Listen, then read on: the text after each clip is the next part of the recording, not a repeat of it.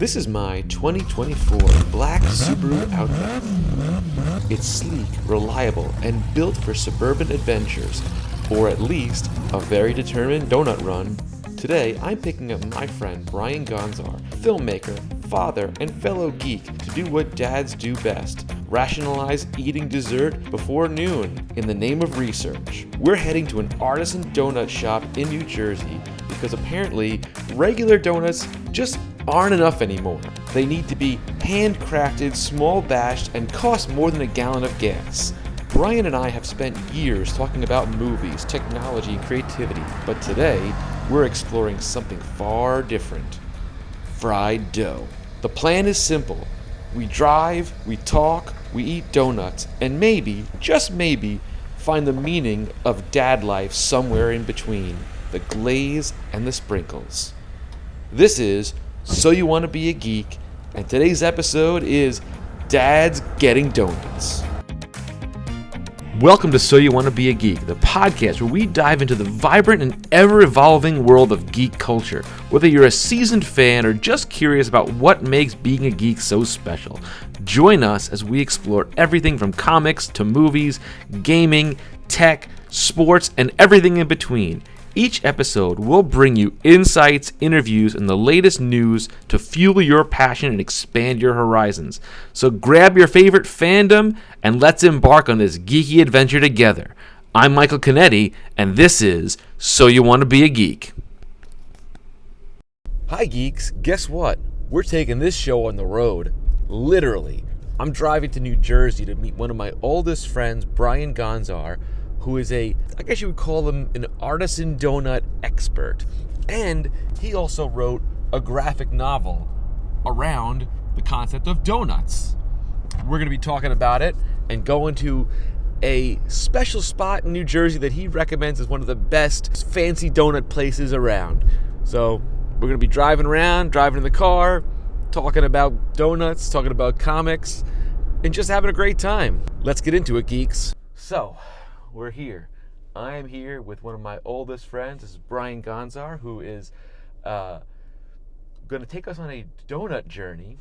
And he also wrote a graphic novel called Dracula's Brunch Club. And we're going to be talking about it. We're doing a little comedians in cars getting coffee style episode here. I wanted to do this kind of an adventure thing and go to a donut shop, talk about donuts, but also talk about his comic. And, you know, I'm about halfway through it. I'm really, really loving it. It's a great, great read, especially like if you have young kids, you want to read it with your kids. Like my daughter and I have been kind of reading it through. It's really neat. So let's hit the road and we'll rock and roll on this. Yeah, it's kind of like, you should have brought your Dodge. It's kind of like dads and Dodges getting donuts. Yeah, that would be fantastic. Yeah. If I had a Dodge, that would be perfect. Or diabetes, depends how many donuts we get. That's true. Very, very true. So first I want to ask you, like, where did this sort of fascination with donuts come? Because you've been, I see you every so often, you know, posting about these unique donuts you find all over the world, no less, not just even in New Jersey and such. That's a good question. So I grew up in central Pennsylvania, and I mean, you know, living up in the tri-state area, there's no shortage on abundance of food and like great Italian food and great, you know, just like ethnic food. It's we got a wealth of options here, but in central Pennsylvania there's not that much. But like what they do well is baked goods. I mean, like there's the Amish that do great baked goods. Like there's, you know, sticky bun and cinnamon roll places, and so I always loved that kind of stuff. And then when I started, you know, it's like we went to film school. When I started going on shoots kind of all over the place, it kind of was like a destination. It's like, all right, well, like, let me try a local donut shop, and people started knowing. It's like, all right, well, if we go on a shoot with Brian, we're gonna get donuts. We're gonna get a donut somewhere, and so people would start asking me. It's like, oh, hey, where do you get a donut? I'm going to Sacramento, or I'm going to Miami. Where should I get a donut at? And just started doing like a little bit of a blog and just grabbing donuts from all over the world. And I don't know, it just kind of seeped into my brain and kind of came out in a book then later. So the Dracula's Brunch Club is a really interesting, cute story with very like Hanna-Barbera style artwork in it. It's very nostalgic to that like 80s, 90s cartoony thing. Yeah. How did you even come up with this idea? Because you'd never written a comic before. No. I had these short stories. There were like 13 short stories of funny origin stories. Okay. So it's like why, like how vampires came to love blood, why you can't find the Loch Ness Monster, what happens to werewolves during the other moon phases, you know, like silly things like that for kids. And we pitched it out to some editors, and they were like, "This is funny. This is great." I'm not saying me, but my agent and I pitched it out, but they liked it. They just wanted more of it. Okay. So then my my literary agent was like, "Oh, why don't you do this as a graphic novel?" And I was like, "Okay." I'm like, I didn't really grow up reading graphic novels. We really didn't have them growing up. We had comics, you know, like you could get the comics, and you could get, you know, the Sunday comic like Far Sides or Garfield. But even still, like local comic shops weren't as prevalent when we were kids than it was, you know, it is today, so to speak. So I mean, I had to go usually 2 or 3 towns over to find comics, and I lived on Long Island, and it was, you know, much more close proximity than you know, certain areas of Pennsylvania and whatnot. Right. Is this will this go off? I think I was sort of straight. It's like, No, does this go off? This. No, it's okay. It's okay. It does that, so it like puts the screen to sleep. Okay, but, that's fine. I just want to make sure. No, it does that sometimes. It's. Yeah. I don't know why. I haven't figured out the right setting to not make it do that. All but good. Just want to make sure. Yeah, and that's why I have this third guy just in case, Yep. because this one never fails, and it's amazing. Yeah. So my agent gave me this graphic novel called Camp Midnight. Okay. And it was kind of a horror meets funny book. And I read it, and I just loved it. I was like, this is great. And then I started exploring a little more. I was like, oh, a graphic novel is written like a script or a screenplay. Oh, yeah.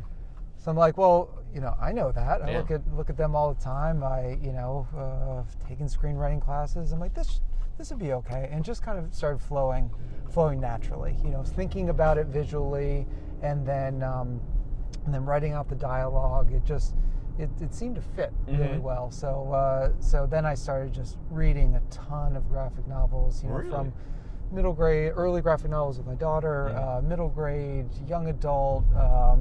I haven't read as many adult ones just because I'm trying to get in the headspace of a kid's story. Middle grade, but I've read a couple, and they're really great. That kind of like dual modality learning with for kids, you know, with the my daughter is big into like the Dog Man books and those kind of things, and she read through the entire series of those, and then a couple other ones, and she's got a whole library of, you know, kids graphic novels, and I love it. Like me growing up, I struggled with dyslexia and used to read comic books to basically learn how to read, because I was able to follow along the panels easier and help me become a better reader.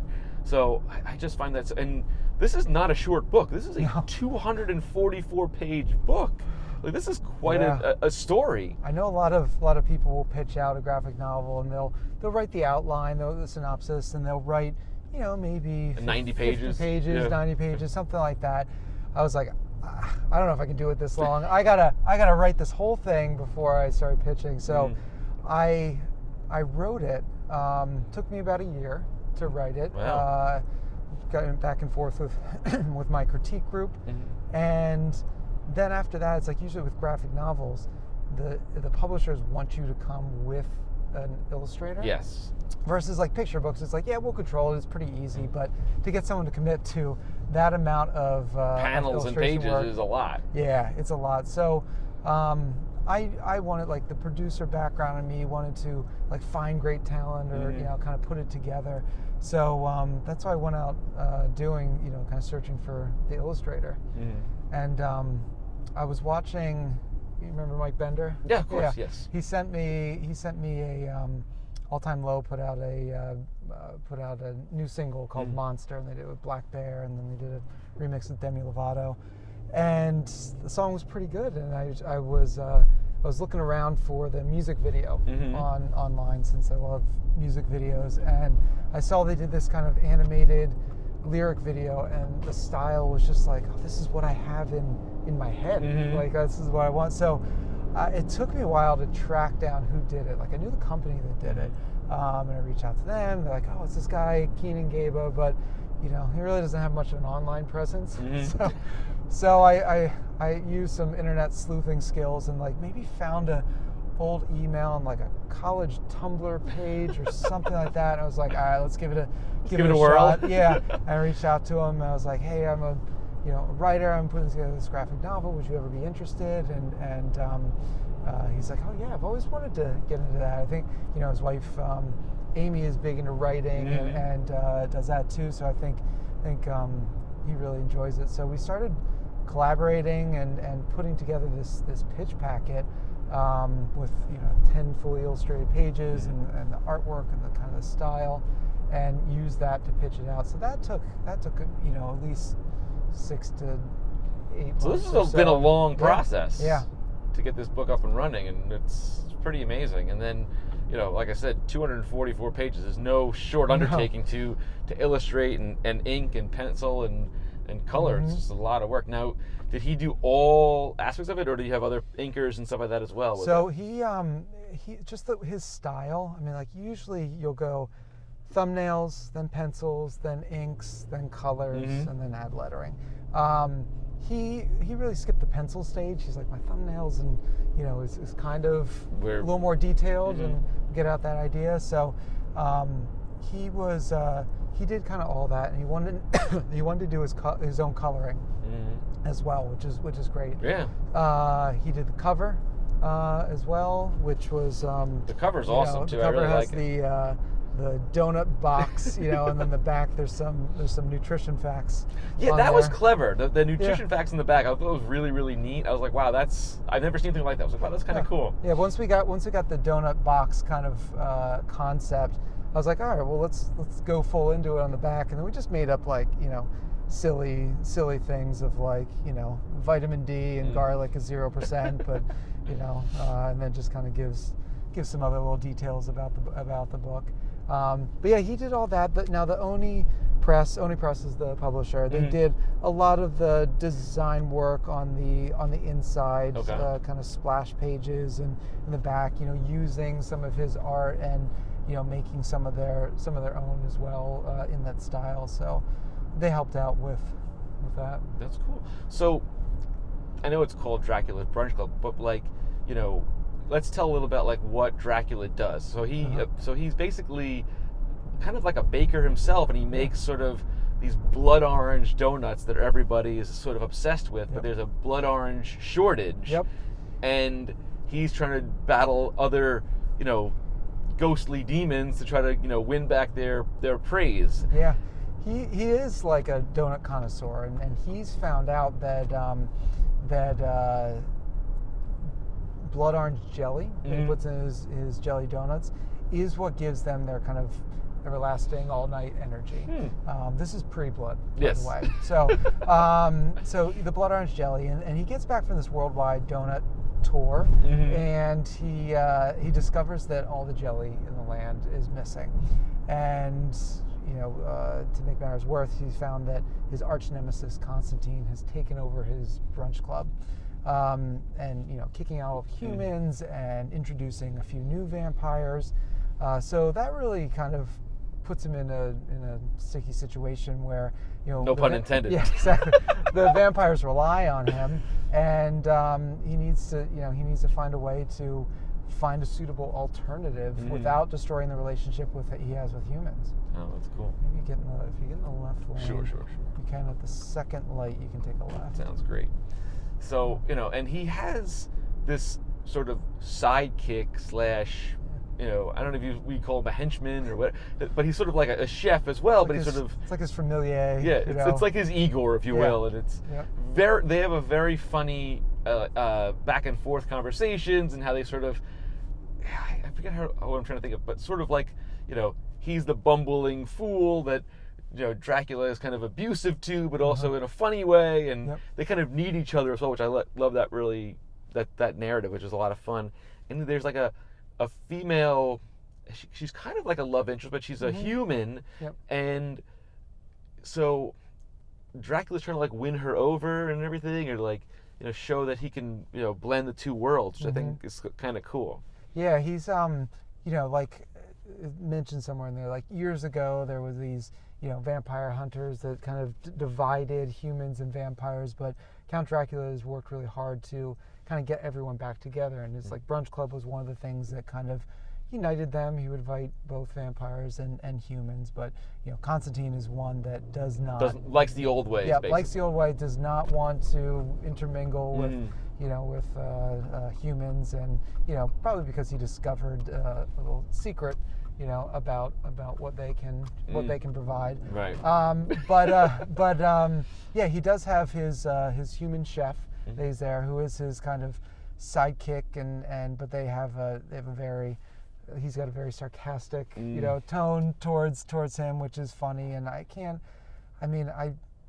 have a hard time taking things seriously, so I love like having that kind of counterbalance to add some humor in there. And then yes, Elena is his like kind of best human friend, who she's kind of a creature of the night. She likes being up late, but and always wants to. She finds vampires very interesting. She's like, I want to turn into a bat. I want to have stay up all night and be live forever too. So she likes that as well. So there is a little like chemistry between them. It's it's middle grade, so it never gets too far. But, exactly. Yeah. But there is some chemistry, and it's funny. Like her dad is a little fearful of vampires, but does not believe that Count Dracula is a vampire. It's really? Like, He's like. Oh yeah, it's like you're Norwegian, right? He's like, no, he's pale because he's undead, or he like every excuse in the book.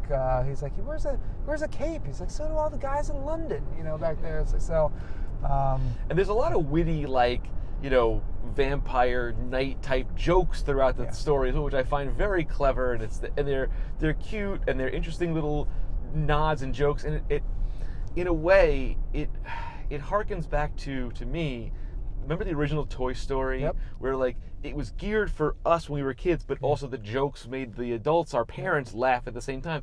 And this kind of has that same sort of feel to it, which I really, really dig as a comic book and a fun little story. And it's sort of interesting to me how like this passion you have for donuts then sparked this story that is now published, and you did a couple of speaking engagements about it. Like you were somewhere this week where you were promoting it, and I think that's so cool. It's like you're really putting yourself out there, and you made something that you're passionate about and tell a cool story. And now, because I'm thinking about this Dracula character where he's come up with this like unique style donut. Is there any particular like unique donuts that you've always been like, wow, this place stands out, or this is like a special kind of donut that you're like, oh my goodness, this is wild? I mean, jelly donut. Have you ever been down to LBI in New Jersey? There's a place called Ferrera's, and like I have never seen someone stuff more jelly in a donut than them.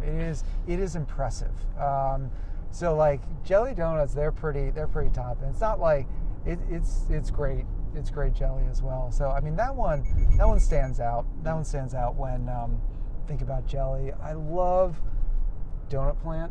Oh yes, in Brooklyn. There's one in Brooklyn. There's one Lower East Side. I think they have an outpost in Grand Central. And what's cool about Donut Plant is they're vegan.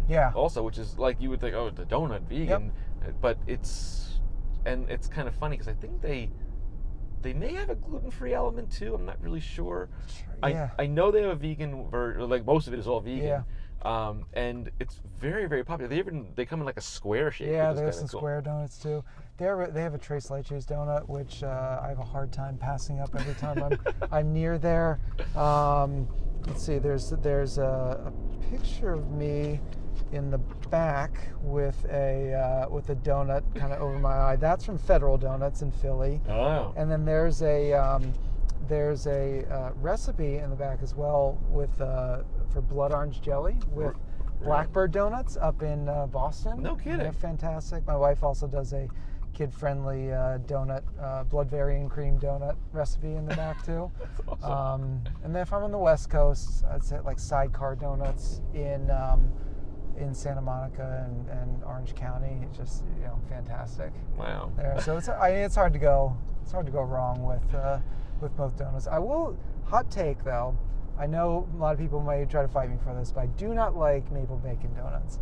I don't like them either. No? Okay. No, I don't like. No, I feel like they should be separate. I love bacon. Yeah. I love maple. Yeah. Just not together. Doesn't jive for Yeah. me. Like I had a friend that made them for me once. I was like, this doesn't do it for me. Yeah. Like, and I get the idea of like the sweet and the savory and all that kind of stuff, but like for me that doesn't work. I don't know. No. I don't know why. It's just not my thing. And I've had candied bacon, which I do like, but I don't know. Just the burger in a donut. I'd rather a roll than like have a donut afterwards. Right. I don't need myself full blown diabetes in one. Yeah, exactly. But yeah, like Jersey, it's tough. Like I don't find a lot of like great donut shops in New Jersey.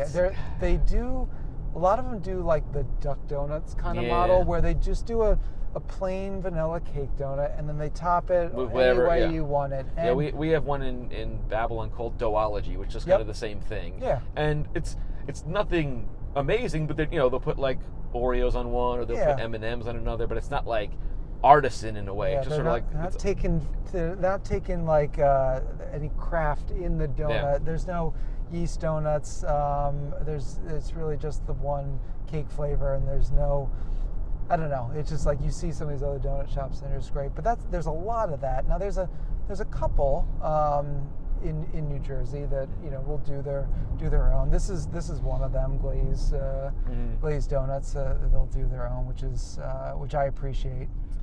And being in fall right now. So my wife's a huge fan of like the apple cider. Oh, me too. They're the best. We're going out east tomorrow to go pumpkin picking, and there's this one spot that she always likes to go and get the whole 6-pack. They're dynamite. And what is it? Do you remember? So there's a place called Harb's Farm. It's like an apple farm on Long Island. Yep. And they do apple cider donuts and whatever, and they make them hot right there. Oh, yeah. It's out of this world. There's a place in Chester, New Jersey called Ryemead, and their cider donuts are fantastic. It's just like a unique thing. You're like, oh. I know. I know. All along the East Coast, like up in New England and down here, like. That's my favorite time of year. Oh yeah. I have this little trick too, which I think my mom used to do. But like when the donuts get like the cider donuts, they get a little past their prime because they're not putting preservatives. They don't last a long time. Yeah. Now what you do is like you cut it in half and you toast it and throw a little butter on it, and it is. My goodness. I like it a lot. It's very good. So that can keep your donut longer. It has to be a cake donut. Oh yeah. And but apple cider donuts, I will do that. That sounds thing. dynamite. I know. Wow. I'm gonna tell my wife that. She'll be like, yes, let's get an extra sleeve of them. Yes, exactly. Just let them go stale, and then we'll grill them up. Oh man. So it's so fascinating that this sort of fancy donut thing only has been around, maybe 15 years or maybe even less. That's become a sort of a thing. Yeah. Every once in a while you see some, a bakery in back of the day would do something special here and there, but nowadays it's become like, okay, I'd much rather go to this sort of fancy special donuts shop if I'm going to treat myself, as opposed to your, big box chain store. Yep. There was that cupcake craze in early mid 2000s, and it's like next to every frozen yogurt place, which was very popular, was a cupcake place. Yeah, there was like the red mango, and there was like a small cakes right next to each other. Yeah, they're all next to each other. But then I think people got tired of that a little bit. And it's like it's not like donuts were new, but a place like Voodoo Donuts out in Portland, and then I think they're in Vegas and Austin and a couple of places now, but they were making these really specialty donuts that were like crazy flavors and throwing all kinds of toppings on it, and that kind of really caught on, which was really cool. So how did you find glaze? Next one. How did I find glaze? It was my wife Dina, who's like big in like the food space. I think when they were big, she's huge. Yeah, pretty good. She's got her own cookbook out. She I mean, I eat well at home, which is great. I'm always jealous of the things that I'm like, I just threw this together. I'm like, that's not throwing together, Tina. I know, it takes skill. But I think the person when they first opened up, the person that was doing the PR for them reached out to her. It was like, hey, would you and your husband want to come by? Because I was doing a lot of, posting on donuts. And so we came by and did a big taste testing. And we were really surprised by it. She loves Italian rainbow cookies. And they have I don't know if it's just on weekends, but they've got like an Italian rainbow cookie donut. They do like cannoli filled donuts. They do, the ones if like my daughter likes a whole candy bar on your donut, but they have interesting flavors. So that's cool. We've been going there. I think there was one up in, I think closer to Wayne or Sparta, and there's one here in West Caldwell. So that's cool. Yeah, it's close enough. So we're gonna go check out some donuts at Glazed and take a look. So we're here outside of Glazed Donuts. We're gonna check this out over here in West Caldwell. See what they got. I'm excited. Are you excited about donuts? I am. Cronut one. Oh my goodness, they're all dangerous here. Apple cider. Oh yeah. Oh boy, apple cider. These are interesting. They're like the Entenmann's. Oh wow, the old school style Entenmann's. Yeah. Wow, that's neat. Is that toasted coconut on the bottom? I think I gotta go with Oreo. I'm gonna. Yeah. Sweet potato swirl? What's that all about? Sweet potato pie. Oh my goodness. Wow, wait. Ringing. Yes. God, that's dangerous too. Yeah, I think I'm a big Oreo fan, so I'm gonna get some Oreo. So we're here. We got some donuts here. Come on, that's my Oreo donut and my in-season apple cider donut. We're gonna dig in now. It's very diners, drive-ins, and dives. Yeah. I feel like. So I got the cake donut, which is toasted coconut. I got the trendy Dubai chocolate filled. This Dubai thing is a thing now. It is. It's crazy. Thank you. I just all right. What am I gonna dig in first? So it's funny. I've been trying to be really good. Like I'm down like 35 pounds. Because you know what? I'm gonna eat a donut today. I'm gonna be good. It's gonna be worth it. Oh yeah, not the. That's a trick. It's like I'll go places and eat a piece of each. But This thing is not a donut. They actually slice this in half, and it's like a sandwich. It's like a. yeah, it's like a sandwich. It's like a chipwich almost. Oh wow, that's good. I love Oreo. I see all these students, right? And I teach a contribution class now, and they all want to do this stuff, like make content, and they don't really understand the amount of time it takes to do all this stuff, and like the thinking part of this. Like I had to figure, okay, I need this camera for you, and I wanted one at the front, and one over here. So this whole. I mean, that was delicious. Those were excellent donuts, by the way. I know. My insides are happy and glazed and fried. So. Glazed and fried. That is funny. Have you ever thought of like making your own donuts in your house or anything like that, or like just experimenting, or? I mean, I've thought about it. I'm not like my wife is great at cooking. She's less confident in baking since it's very precise measurements and everything. I don't know. Dough is sometimes very, very tricky. I thought I'm like, oh, that would be fun to own a donut shop or something like that. But I'm not a morning person. Like I can stay up late, but mornings and me are not friends. So and you have to be up at like 3 in the morning, like 3 in prepping the morning, for 4 in the morning. Yeah, exactly. So I don't know. I will be a donut supporter. That's good. I like it. Yeah. A buddy of mine. He moved to Virginia and he started making bagels, basically, nice. but like New York style bagels in Virginia. And he has a sort of like cult following now, where people kind of, Wow. you know, he makes them in his house, and so they're like, message, oh, I need like, you know, X amount of these, and he'll bake them, you know, made to order for people, and it's just this little booming little business. I'm like, man, this is so Use weird. Virginia water. Yeah, but it's Yeah. but I don't know the way he does it, and I've had his bagels, and they're very, very good. Oh, I'm like, good. you would hard to tell that they're not New York bagels, which is pretty cool. Yeah. Um, It's hard when you go outside. Like donuts, you can do pretty well. Like I'd say, all in North America, they're pretty good. I've had it in like Mexico and Canada too, and UK is pretty good. Beyond that, it's a little less. You know, really, it's I would hard think to like find the things. French might have a good donut, but Yeah, it's hard to find donuts there. They make other like Other very pastries, French yeah. pastries, and I mean they're great, but they're not really donuts. I mean, so it's interesting where you go. You will find a version of a donut, but they're not always quite what we get here. Interesting. That's so cool. I never even would have thought of that. I was like, oh, yeah, it's a donut. You know, Yeah.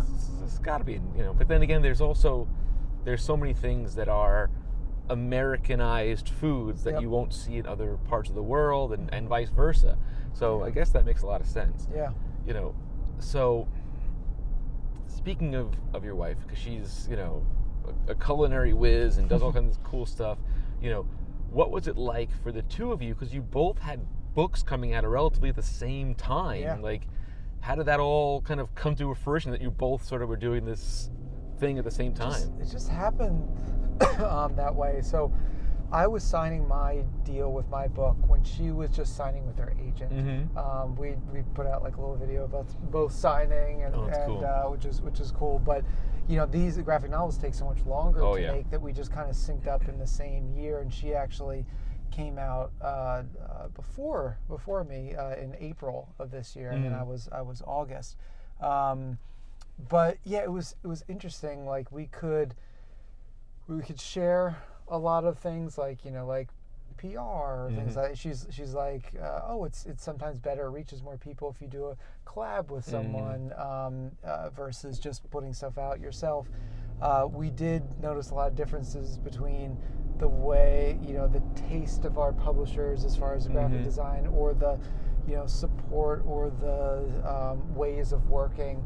You know, so sometimes I'd be like, this isn't normal. It's like, you should push back on this, or she'd be like, well, you know, it's like, she would get to a stage before me, and she's like, well, I, you know, did this or doing this.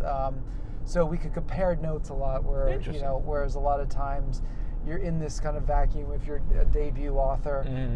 If you're like, I guess this is the right way, or I guess this is normal, but, you know, it was helpful to compare notes.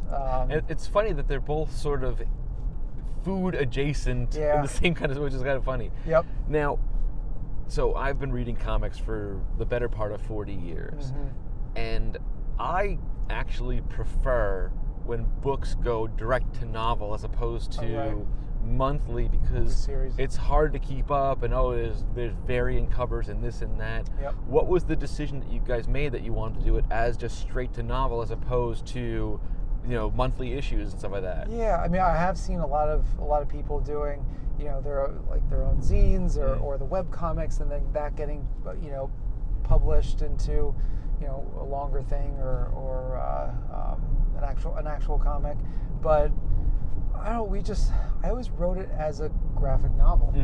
So to me that was kind of like, it's a one story kind of thing. We'll make it longer, like a graphic like with traditional story arcs and everything. So I kind of went into it like that. And I mean, I was studying kind of kids literature for a while, whether like picture books or middle grade kind of stuff. So I was kind of more in the mindset of that market. It's like, hey, we'll, you know, get into schools, and like, here's the traditional publishing for that, versus like so much of the comics approach. And so I think that's when and my agent was much more familiar with like graphic novels and pitching that out versus comics. So I think like all those little things kind of made it kind of go towards that route. I mean, it makes sense, but as a reader, like, I can almost feel where like the issue break in theory would be. You know, and it is so. Comics have a very particular pacing, right? And for those who don't know, comics work in panel structure, either 9-panel, 6-panel, or whatever variation of that there is. And sometimes there's splash pages where it's a full page of something or a 2-page, and they have, usually comic books are around 20 pages or so, 22 pages give or take, and they have a clear arc. And similar to a chapter book. And this book, even though it's a straight graphic novel, you can read it like a chapter book, where like there was a point where I could, okay, I'm going to stop here because we're going to the next point where he's going to go to the girls' party. This is like a clear stopping point till the next arc of the story, and I like that. It really was nice. Yeah, I don't know why I didn't put chapters in there. I've seen graphic novels with chapters in there. I don't know. Like, were you wishing that there were chapters? No. I would say at first I was surprised. Yeah. But once I got a decent way into the book, I forgot even thinking about that, so to speak. Yeah, that conversation never actually came up. With my publisher, with my agent, to put chapters in there. And I've read many with chapters, and it's nice when I'm reading with my daughter. It's like, all right, we got to the end of the chapter. Like, we'll pick this up tomorrow. But yeah, I never kind of did that. I want to ask around, see if people were like missing that or whatever, because I mean, it's easier. Like you said, there's some natural scene changes or chapter ends. I know when I'm in my critique group and I'm reading with a bunch of their stories, they chapterize things a lot, and you're always looking for, it's like, hey, does this chapter end on like a cliffhanger, which makes you want to keep going, or an unanswered sort of the question? Netflix model of like a serialized show. It's always good. Like in a picture book, you want to have a reason to turn the page for something exciting. For chapter book or a longer one, you want that that chapter end to be a little exciting, so you keep going. You know what you could do? If there's a sequel or some sort of continuation. Yep. In a 3-act structure, maybe the end of Act 1 have a splash page, end of Act 2 have a splash page, and then the finale could have some sort of ending sort of moment, which then we get clear breaks of, okay, now we're going into the second act. Now we're going to get into the meat and potatoes of the story, so to speak. It's a good idea. Yeah, we're already thinking about a sequel for it, Keenan and I. So now, is it going to be a spin-off, or is it going to be the same characters? Same characters, just a few years down the road. Nice. What has happened since then? So interesting. Yeah, it'll be interesting. Come on, talk about that then. So, not to give you more work to do, but in a lot of the book, Dracula talks about his father, and his father was sort of the one that bridged the gap between humans and vampires. Yep. It would be cool to see a prequel story about the father and how it sort of led up to his son having this love affair for blood orange donuts, etc., etc. That could be a third book, just putting that out there in the universe for you. No, that's a good idea, because it does touch on that a little bit. So you could develop a whole story around that, and Dracula growing up. You could do a Godfather 2 style, where we're both happening at the same time. Hey, you never know. So that'd be kind of cool. And so I will say, like, I love the way it's drawn. I really love, especially the way Dracula is drawn, because he feels almost like George Jetson in a way. Yeah. Keenan's illustration, I mean, when I saw it, it does. Everyone like across the board who reviews it or anything is like, oh, it's very 90s Cartoon Network. I thought of like Dexter's Laboratory when I saw some of his stuff. Like Jetsons, like that kind of Hanna-Barbera stuff. Some people have said like Gravity Falls, which is a newer thing, but it's got that style, and I think that appealed to me, as a style. I mean, I would say it's not like all over the place in graphic novel worlds or comic worlds, because it is a little on the cartoony side, but that goes with the tone of the story. Yes, exactly. It is funny, but I want to try and make it like in a spooky wrapper, but not be that scary. Right. I wanted for kids that would want to read Goosebumps but not want to be scared. Right. And so all that and the expressions, everything soften any scary or tense moment. And also, so the way the panels are laid out, the images have depth to them, and they have, but they're not like 9 million things going on where your eyes don't know where to look. Like especially I'm looking at it from a kid's point of view, they could easily follow the panels and know how to keep the story going and make sense. Because sometimes graphic novels or even comic books, the way the panel structure is, you're just like, I don't know which is the next one to read. I'm like, and then you're going all over the place and drives you crazy. I think it helped with his, because he's an animator by trade. I think the storytelling of animation translated well, because it's his debut graphic novel too. And I know there were times where he wouldn't hear from him for a while, and behind the scenes he was trying things out and then figuring out what wasn't working, doing research, reading other things, and finding his groove and style. But in his mind, he's a good visual storyteller. So that's that just comes from years in animation and doing that.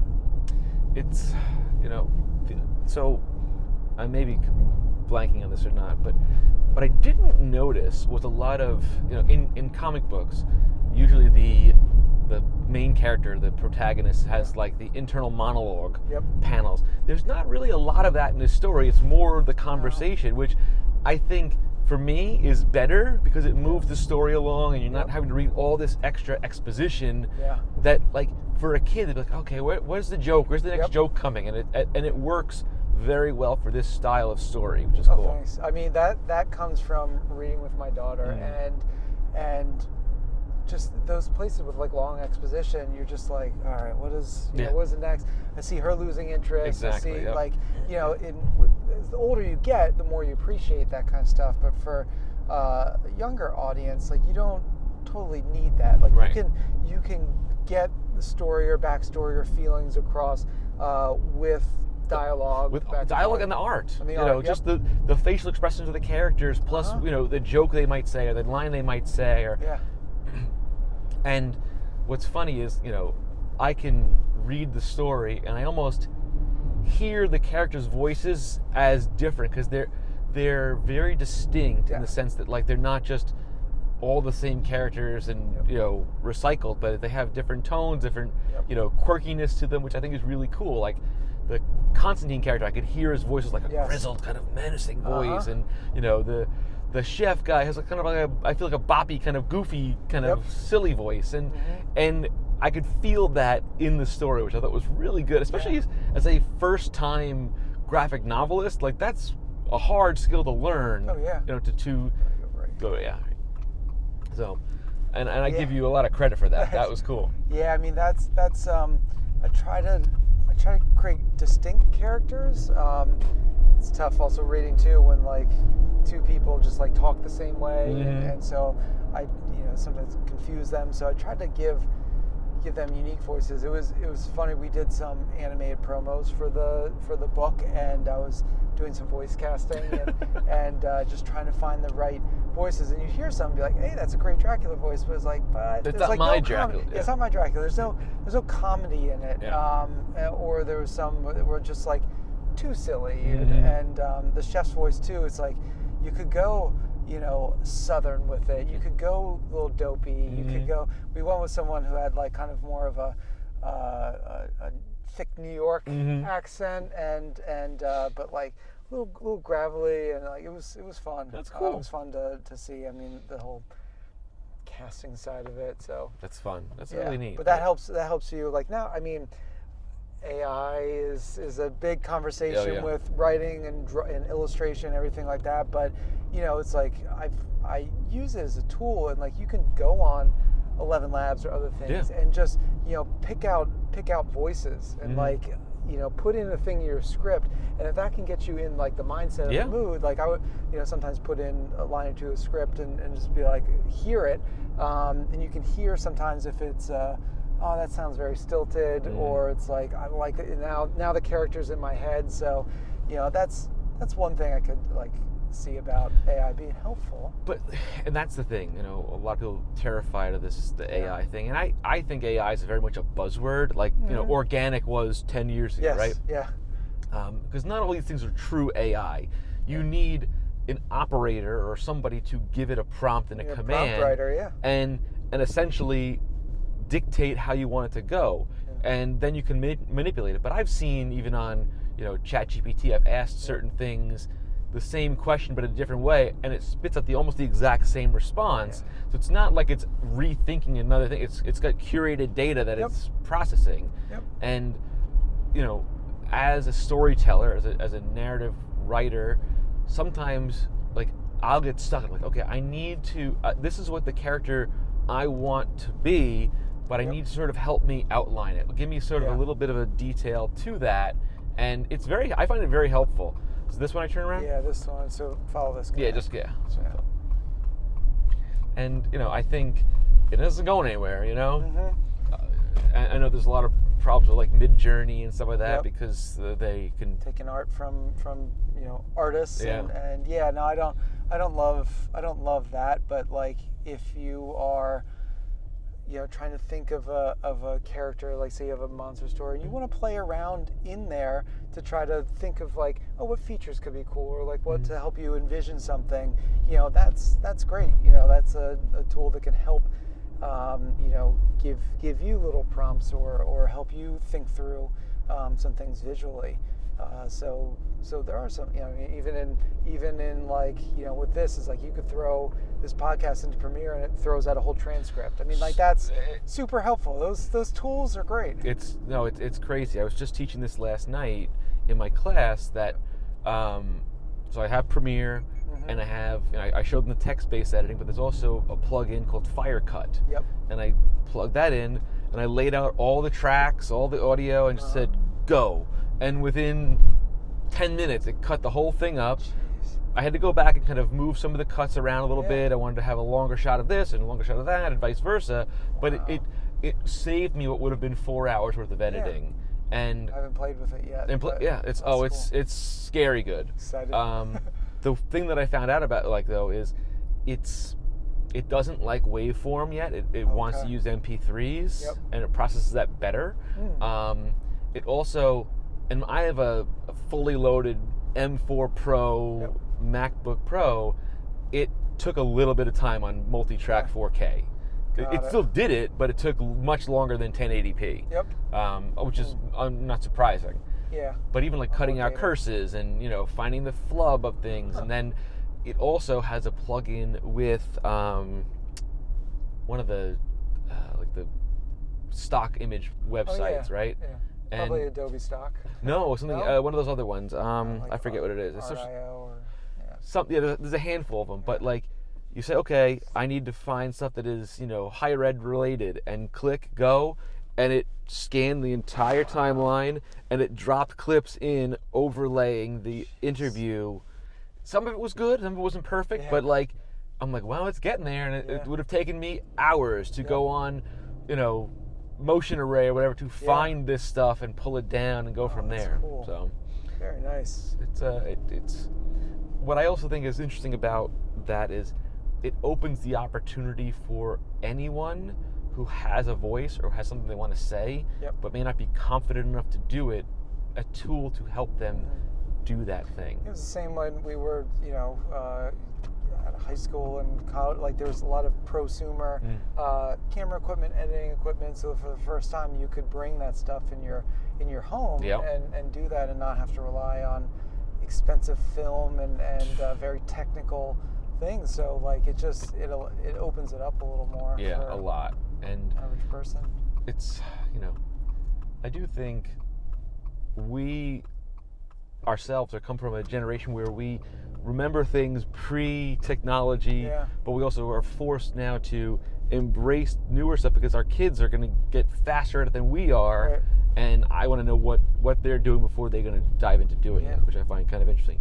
Now, one of my last sort of questions as we sort of wind down our journey here, what was it like when you had to get, you got an agent, you got the whole thing ready to go, and you had to get it sent to a publisher to get it printed and everything? How did that all sort of play out and go about? 'Cause Yeah, so we once my editor got back to us, she said she liked it. It was around 250 pages first. So first thing she was like, "Hey, do you think you can cut it down a little bit?" It's like, just like better price point because the cost of printing is a little lower. So did some work on that, and then while we're doing that, we agreed to a deal memo. And then it goes into the lawyers, and that takes a while to nothing in publishing is fast. So when we finally got that signed, which was a couple months later, we got into some revisions for the script first, and then we went into thumbnails, inks, colors, all that. That was probably a 2-year process. Wow. Or so. So it was a while, but the whole every step of the way, our Grace, my editor, was kind of guiding us. Hey, here's the good things. Here's some things to look out with. She was very editorial. She would say, hey, what if we add some words here? Like, can we cut this down because the speech bubble is overtaking? Yeah. Things like that. That was very helpful. They handle all the printing aspect of it. There's certain dates that we have to meet in order to, like, they want to take it to booksellers at least 6 months before it comes out, and that's one of the reasons we got it done. And had a meeting with Scholastic, and they bought a bunch for their book fairs this year, which was amazing to see. But we had all those milestones and checkpoints that we had to hit. But that's the thing you don't realize. It is a long You got to be process. patient. Yeah, and I probably wrote 2 other books in that time. Really? No kidding. Yeah, one more of a young adult graphic novel, and another middle grade one. So the other middle grade one we're about ready to go out on submission with. And did you ever think when we were in college, fast forward 20 years later, you would be a writer and an author? Not really. Not really. I thought it would be, I was big into music videos then, and I thought I would be, doing something like that. But I'm still producing and still doing film stuff. But like this thing on the side, when I was traveling a ton for work, spending like 120 nights a year in a hotel room, it gave me something to do and something I could do on my own a little bit, versus some of the feature films that I've done. You need like a couple team members too, because it's tough, and so you need someone to keep pushing you to do it, and it's just like less skill sets for the fundraising and directing and all that stuff. So this is something that I could do, and it was a little bit of a creative outlet for me. So, but no, I did not think I would have a book out. It was never in my plans, but I've always liked writing. So, and I say this to kids all the time. I'm like, you don't know where you're going to be 10, 20 years down the line. Like, what you learned here might bring you somewhere else. So, Brian, where can people find Dracula's Brunch Club that they can order it and get it for themselves? Yeah, you can pretty much find this wherever books are sold. I got mine on Amazon. Amazon, Barnes & Noble, Indigo, Books A Million. But a lot of indie bookstores I've seen. I was down in Princeton this weekend, and they had a big display there. Kidding. I've seen it, in Maplewood down the road here. But a lot of indies have it too. So you can get it wherever. And if your kids are 3rd through 8th grade, you'll probably see it in their book fair this year. So that's cool. Yeah, check it out if you can. That's fantastic. Well, dude, thank you so much for taking us on a journey of donuts and comic books. This was super fun. So, geeks, check out Dracula's Brunch Club. Give Brian a thumbs up. Support his book. This was a fantastic journey. I really enjoyed this sort of car, dads in cars being geeky, talking about stuff. So until next time, everybody, stay geeky. See you around. Bye-bye. Later. It's on the top here. Well, geeks, that was so awesome. I want to thank Brian Gonsar for coming on this fun little journey with me and talking about his comic, talking about donuts, eating some donuts. We had a really cool time. This was so fun. And I want to give a special thanks to Glazed Donuts in West Caldwell, New Jersey for the delicious donuts. I was blown away. They had such a cool variety, Check them out if you're in the New Jersey area. They were awesome. I highly recommend them. Check out his book, Dracula's Brunch Club, and don't forget to like and subscribe on our podcast. For YouTube, it's SYWTBAG, Instagram and TikTok, SYWTBAG, that's Switbag. And this is So You Want to Be a Geek. We'll see you all next time. Bye for now.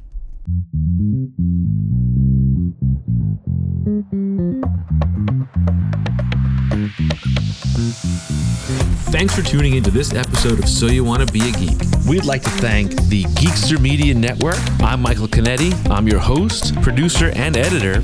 We hope you enjoyed the journey into geekdom as much as we did. Don't forget to subscribe, rate, and leave a review on your favorite podcast platform. Follow us on Instagram and TikTok at Switbag for updates, behind-the-scenes content, and more geeky goodness. Have a topic you'd like us to discuss or a guest you'd like to hear from? Let us know. So you want to be a geek at gmail.com and stay up to date and join the conversation. Until next time, keep embracing that inner geek and remember, the adventure never ends.